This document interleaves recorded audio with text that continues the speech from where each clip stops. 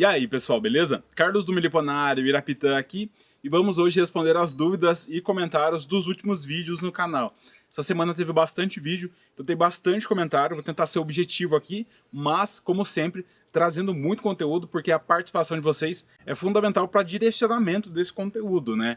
Eu faço para que possa ajudá-los, então, se eu posso responder os comentários e as dúvidas, fica muito mais fácil e agrega para mim e agrega para vocês. Então, no primeiro vídeo dessa semana, no vídeo da quinta-feira, o diagnóstico Irapitã. Se você não viu esse vídeo, assista que ele tá muito importante. Lá eu explico o meu método de criação de abelhas e tenho certeza que ele será o diferencial para você ter sucesso no seu manejo com qualquer espécie de abelha nativa, a partir do momento que você aprende a analisar o enxame de abelhas, se ele precisa ou não receber determinado manejo, determinada intervenção. E o Wendel Pereira comentou: ótimo vídeo, Carlos, parabéns pelo canal. Tenho uma dúvida, as operárias são responsáveis por fazer as células de cria, certo? Certo. No caso de não ter postura ou discos de crias, não necessariamente é porque a rainha é ruim, certo? Mas por ser as operárias que não estão produzindo células de cria. Nesse caso, o que eu posso fazer para estimular elas a produzir células de cria? Ou nesse caso é a genética da abelha que não é boa? Um grande abraço e obrigado por mais uma aula. Então, Wendel, excelente pergunta. E aqui está a questão que eu sempre falo de colocar disco de cria nascente. As abelhas jovens têm papel fundamental dentro de um enxame. E dentre eles, numa certa idade das abelhas, que ainda não foram para o campo, é construir essas células de cria. Então, quando você adiciona as células de cria madura, vai ter a abelha nascendo, logo vai estimular a postura. Se tiver o pilar, né, são os 3 pilares: o local, a força de trabalho e os recursos. Esse disco vai entrar na força de trabalho. E tem que ter os recursos, né? Tem que ter o mel e o pólen. Então, se tem mel e pólen, você adiciona um disco nascente, tem boas chances dessa postura melhorar bastante. O disco de cria é fundamental, é muito melhor do que brincadeirinha que a gente faz aí de colocar cebola em tudo quanto é enxame e ficar trocando de lugar, né? Não necessariamente resolve. Sim, as campeiras adultas podem fazer esse trabalho de construir as células de cria, mas quando você coloca um disco de cria nascente, há um estímulo muito maior para a rainha. O Gabriel Alexandre: Carlos, minha mandaçaia fez um disco de uns 8 centímetros, muito bonito e regular. Porém, fui fazer uma revisão ontem e as células do centro, as primeiras a serem construídas, estavam vazias e o disco está verde. O enxame tem reservas de pólen, o que pode ser? Então, Gabriel, pode ser excesso de calor, né? Então tem que ver a questão da temperatura. Às vezes ela deixa um ou outro vago mesmo, né? Teve ali alguma falha na postura, pode ser alguma coisa da rainha. Cria pútrida, mas tem que avaliar todo o enxame. Eu tenho um vídeo só falando sobre cria pútrida aqui no canal, como identificar. Isso é uma doença que está relacionado ao mel da apis, ao pólen da apis, tá? Então tem que tomar muito cuidado com isso. Às vezes também ela está no ambiente, né? Então é uma bactéria aí de fezes de abelha. A apis também poderia passar isso no ambiente para as abelhas. Mas se o enxame no geral está saudável, não tem muito com o que você se preocupar, tá? O Márcio Henrique: boa noite, Carlos. Pode oferecer mel puro de apis ou tem que adicionar alguma mistura nele? Se for um mel de confiança, eu acabei de falar da cria pútrida, o mel é puro. Mel com mistura é receita para dar errado. É receita para hidromel, quem coloca água no mel. Ah, Carlos, mas deu certo. Beleza, mas a chance de dar errado, e nem tem como eu recomendar isso. Se você quer dar um mel com água, dê um xarope então. Não precisa misturar o mel com água. O Wesley Alves Mendonça: olá, amigo, consegui uma captura de urussu rufiventris. Parabéns. A dúvida é quantos dias eu deixo na isca. Qual o tamanho da caixa ímpar devo usar? Obrigado, abraço aqui de Trindade, Goiás. Se for uma isca grande, de 5 litros, eu recomendo no mínimo 60 dias. Então você vai avaliar o peso e a movimentação dessa isca.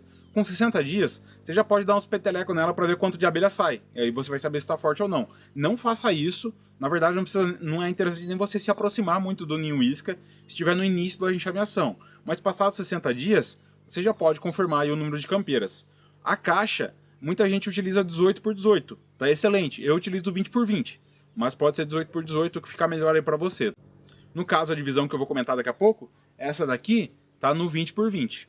Quem não viu o vídeo da divisão, tá divisão de urussu amarela, bugia, melípoda mondari, tá disponível aqui no canal. Vai ficar disponível até o final dessa semana só, então aproveitem. O Ricardinho Cepo: simplesmente minha inspiração. O cara que faz vídeos honestos e bem explicativos.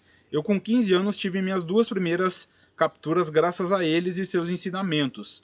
E vou seguir com isso até onde eu conseguir. Obrigado, Carlos, você é foda. Parabéns, Ricardinho. Eu não coloquei esse comentário aqui só pra mostrar algum elogio a mim, mas para parabenizar, né? Com 15 anos, começando na meliponicultura, quem dera eu tivesse começado. É muito legal ver os mais jovens, né? Não vou falar criança, porque 15 anos já é adulto, mas aprendendo sobre as abelhas, colocando em prática, criando as abelhas nativas, né? Eu com 15 anos estava ainda cutucando a abelhinha no muro, eu acho. Faz parte, né? Cada um no seu tempo, mas quem está começando antes vai ter bastante vantagem. O Thiago Rodrigues. Fala, Carlos, tudo bem? Parabéns pelo material. Valeu, Thiago. Tem uma pergunta, se tu me permite. Fica à vontade. Quando tu falou da caixa nesse vídeo, me veio uma dúvida. Qual a importância do módulo porão lixeira? Para quais abelhas esse módulo faz diferença? Obrigado. Então, Thiago, é um tema polêmico, mas eu não gosto do módulo da lixeira. Por quê? Pelo próprio nome diz, vai ter um acúmulo de lixo. E a gente quer que as abelhas coloquem o lixo para fora. Ninguém quer acúmulo de lixo na caixa. A não ser algumas espécies que dependem do lixo no fundo da caixa, falam da mambucão e tal, mas no geral você não quer lixo na caixa porque isso atrai predadores. Então a lixeira, não gosto da situação. Eu gosto do módulo de baixo, o módulo só como passagem, e eu já mostrei diversas vezes aqui no canal. Então eu faço só um furo embaixo para que as abelhas passem por ali e que elas não acumulem nada, né? Então eu não gosto de espaços grandes embaixo. É legal uma base para você poder fazer a divisão por módulos e pegar um sobreninho, transformar ele em ninho, você não precisa colocar ele em cima de um módulo vazio, mas módulo de lixeira eu particularmente não gosto. Ele parece ser muito importante, tem funcionado bastante em quem tem problema, muito problema ambiental com mosca soldado. As larvas da mosca soldado que podem acabar com o enxame, a larva fica desse tamanho, as abelhas não conseguem lidar com elas, daí elas vão ficar na lixeira e não vão subir para o enxame. E isso ajuda. Agora, se você não tem problema com mosca soldado, eu não recomendo lixeiras grandes. Só uma basezinha ali para a abelha ter passagem. O Robles Harvel. Boa tarde, Carlos. Senhor já está aí no bloco no muro. Como passar para a caixa? Não passa para a caixa. Deixa a abelhinha lá, cara. Por que você vai tirar ela? Ela não está fazendo nada, você vai colocar ela em risco à toa para quê? Né? Na verdade, eu não entendo algumas pessoas que começam na meliponicultura querendo tirar enxames. Né? Quando eu comecei, eu não pensei nisso. Eu já fui pesquisar, já encontrei que tinha os ninhos iscas e já coloquei isso em prática. Né? Eu não saí procurando enxames para retirar. Então, muita gente chega na atividade com esse pensamento, mas é dever nosso, e agora estou falando aqui, né, mostrar que tem os ninhos iscas, e por mais que seja uma espécie rara, que não entre em ninhos iscas, se está na parede e não corre nenhum risco, não deve ser retirado. Não tem por que retirar os enxames de parede. Enxame de parede é para ser protegido e colocar ninho isca em volta. Então, no caso, ainda mais que a uma já está aí, coloque os ninhos iscas ao redor que você consegue, tá? Mantenha essa matriz lá. Se eu fosse tirar esse enxame, né, sem falsa modéstia, com muita experiência que eu tenho em manejo de abelha nativa, eu ou qualquer outro meliponicultor bastante experiência, a gente ia colocar esse enxame em risco. É uma martelada errada que você dá, você pega a rainha, né, vaza muito mel, mata muita abelha, então não vale a pena. O Fábio Birk, das 5 que você comprou, teve que reforçar alguma? Então, Fábio, eu perdi 2, tá? É por isso a minha questão de informar bastante sobre isso, da responsabilidade de comprar enxames e de não cair em lábia de vendedores. Né? É um cara famoso aí que vende enxames, a gente já se acertou, mas ele comprou e revendeu enxame velho pra mim. Né? Dava pra ver nitidamente na caixa, eu tenho as fotos aqui, a caixa toda ruída, cera ressecada, enxame velho, o cara trouxe de outro, não ficou um dia com ele, sei lá quanto tempo ficou, mas ficou pouco tempo, e me revendeu. Então muito cuidado, lá no vídeo da bugia eu falo sobre isso, bugia não é para iniciante. Ela é para iniciante que tem a Mata Atlântica com bugia nativa perto. No mais, pessoal, não se enganem, não se iludam. A bugia é tão linda quanto Mandaçaia, quanto Iraí, quanto Jataí. Ela não é a abelha de ouro, a abelha fantástica, sabe? Não é nada disso. É só mais uma abelha que é bonita, como as outras. Se tiver forte, vai ser um enxame bonito, como todo enxame forte. Mas alguns ficam pintando ela como uma excelente espécie, como uma espécie mais linda. Não é tudo isso, tá? Se você quer adquirir bugia, não tem nada de errado. Só se programe, pesquise, consiga um bom fornecedor de enxames para que os enxames não sofram e que você não perca dinheiro ou se frustre com a atividade. A Vanessa Fonseca. Parabéns, é isso mesmo. Eu tenho 7 delas. Quando comprei, já peguei 3. Nunca tive problema com forídeo e não perdi nenhuma divisão. Só divido quando está muito forte mesmo. Pô, que legal, Vanessa, uma mulher aí na meliponicultura, né? O número de mulheres vem aumentando, é legal ver vocês participando aqui. Já li vários comentários de mulheres, tem um público feminino aí no canal. E que tem o cuidado, né? Essa questão, as mulheres tendem a ter mais cuidado no manejo. Então é isso, pessoal. O problema com forídeo, 90% das vezes é enxame fraco. O meliponicultor fez alguma coisa, comprou um enxame fraco, fez uma divisão fraca e tem problema com forídeo. Eu fiz a divisão aqui, o pessoal viu toda exposta, demorou o tempo porque eu estava filmando, e o enxame está mais lindo do que nunca. Né? Tá aqui a divisão, acho que aí tá dando para ver, né? Já tem até entrada de barro, fluxo intenso de abelhas, tem que dividir em enxame forte. E para bugia, que é uma abelha mais sensível, isso é mais válido ainda. O Rodrigo Campos, top, sempre com conteúdos excelentes. Uma sugestão de vídeo, faz uma divisão de mandaçaia e deixa uma caixa do lado da outra. Muita gente tem dúvidas nessa questão. Então, eu já falei muito sobre o posicionamento das divisões e fluxo de campeiras. O meliponicultor que não tem espaço para levar para longe, ele tem que observar. E mesmo quem leva para longe, eu já levei enxames a 80 metros. E as campeiras abandonaram a caixa filha e voltaram para o enxame mãe. Não tem que deixar fechado, tem que ter observação. Ah, Carlos, eu não tenho tempo. Ah, então não divide. Deixa para o final de semana, deixa para suas férias, deixa para um feriado prolongado. Tem que observar o fluxo de campeiras. Se você fechar o enxame mãe, a hora que você abrir o enxame mãe, sobrou campeira lá, ele volta para o enxame filho, 2 dias, 3 dias depois, o cheiro está diferente, é um quebra-pau absurdo. Então não é nada inteligente você fechar o enxame mãe para realizar a divisão. O enxame tem que deixar aberto, você fecha o enxame para transporte.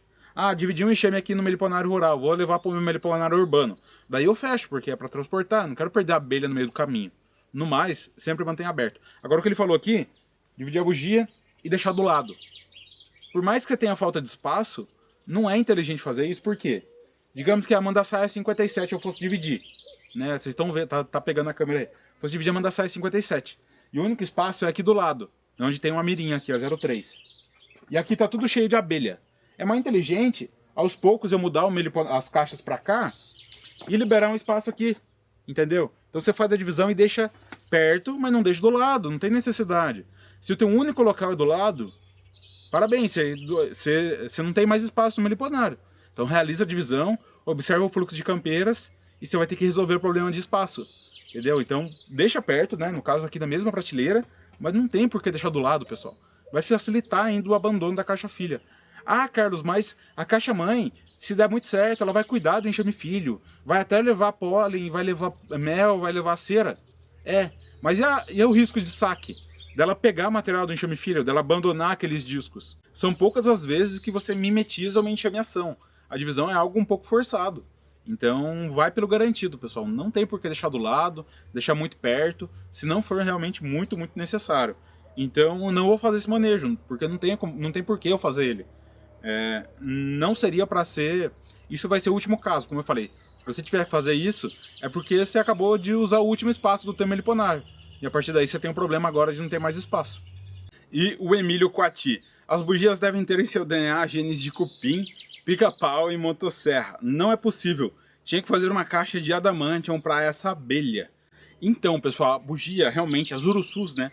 Urussu amarela, a nordestina, a tiúba, a boca de renda, elas têm essa capacidade de roer a caixa. A mandaçaia, às vezes, também.